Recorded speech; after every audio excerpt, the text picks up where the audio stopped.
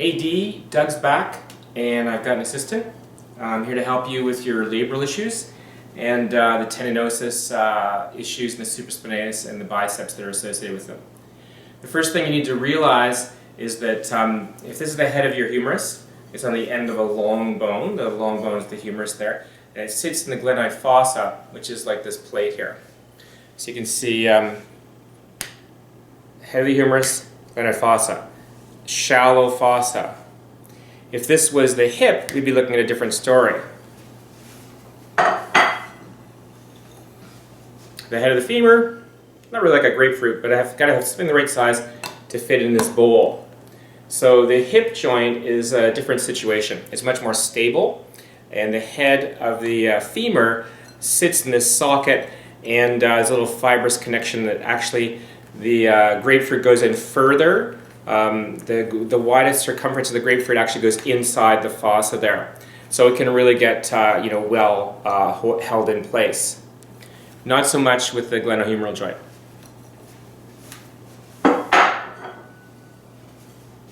With the shoulder joint, or glenohumeral joint, we've got the head of the humerus in a shallow dish. And we do have an anatomical structure that does help out a little bit called the labrum. And I'm just going to create a labrum now with some weather stripping. And I'm going to show you what that's like.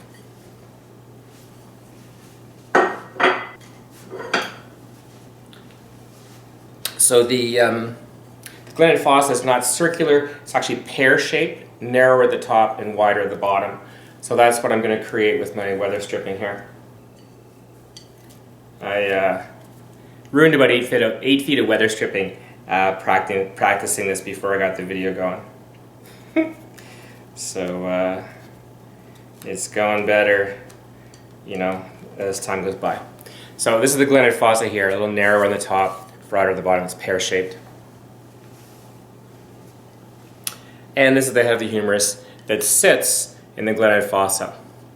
And you can see that there's all this ability for the head of the humerus to move around, and it does have a little bit of a buffer when it runs into the labrum, but really it's muscles that need to control the movement of the head of the humerus in the glenoid fossa here. So the way the head of the humerus does move in the glenoid fossa is kind of complex. So if this is the head of my humerus, and that's the long part of the humerus, that would be my left shoulder there, right? This is my humerus coming down here. Head of the humerus, the long bone, sitting in my glenoid fossa, which is over on the side here. Okay, so when I raise my arm onto the side like this, okay, this is called abduction. It's a movement of the arm in this plane of the body here. That is facilitated by a more complex movement inside the shoulder. Because if it was just that the arm abducted, then we'd be going like this, right? Because this ball is not moving on the long arm of the femur. So as you abduct the arm, the head of the humerus is just going to roll up. It's going to bang in to the top of the glenoid fossa. It's also going to bang in to the bicep tendon.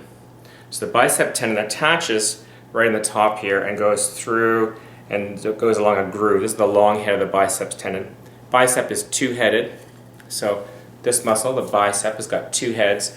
One goes along the groove here and then into the shoulder joint and attaches onto the top of the glenoid fossa, and the other part comes through, doesn't go into the shoulder joint so much, it goes into the coracoid process.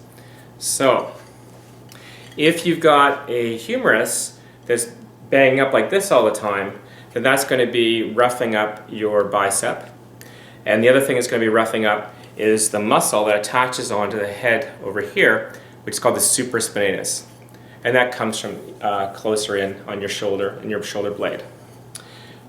So what you want to do when you raise your arm out to the side like that, which looks like a simple movement, inside the joint you want to be rolling up and you want to be gliding down at the same time. See, I roll up and glide down. If I do those at the same time, nice. Then I stay where I need to be.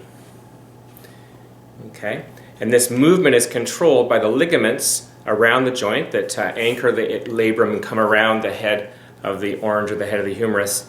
But in a dynamic sense, it's controlled by all the rotator cuff muscles that sweep around the head of the humerus there. Yeah.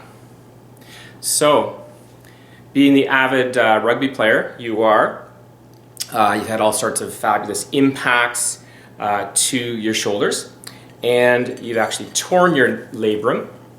So this is the top here. So you have a slap lesion, which is a superior labral antero and anterior and posterior to the apex here where the biceps tendon attaches. So you've actually got a tear here of the labrum. See, it's tough to tear this stuff, right? Got a little bit of a tear there. You can have partial tears or you can have complete tears. And I'll give you another one posteriorly. Okay. So what you're looking at then is you've got the head of the humerus here, and you've got the ability to irritate the labrum when you're banging around antero or posteriorly there. Plus you're going to be unstable. The other part of the issue is the bicep tendon, which attaches here, has been broken down. So your rehab's been going great around the bicep with the strengthening you've been doing. So obviously there's still some of it attached, this bicep heading off that way. And you've been doing eccentric overload, which actually rebuilds the tendon. Fabulous, man. What we're trying to do now is work with the supraspinatus, which I'm having a hard time, kind of creating this little thing. But anyways, it runs along the head of the humerus and then attaches onto the scapula behind the shoulder joint here. So it's broken down a bit too, and you're starting with the eccentric overload of the supraspinatus. So you started off just doing the arms up to the side with the thumbs facing up and then coming down. So this is abduction. And then after you strengthen that up, for a number of weights, now you're doing the eccentric where you come up and you drop your arms down and you decelerate. Great. What I'm concerned about is as you're doing this exercise and dropping down and coming up and dropping down, you need to have excellent control in the glenoid fossa. So what I'm going to do is I'm going to teach you 2 or 3 different ways to increase the stability in the fossa. I know you've been doing rotator cuff exercises, external and internal rotation, which are helpful. I'm going to show you a couple other exercises too. And we'll have some guidelines around the supraspinatus eccentric overload.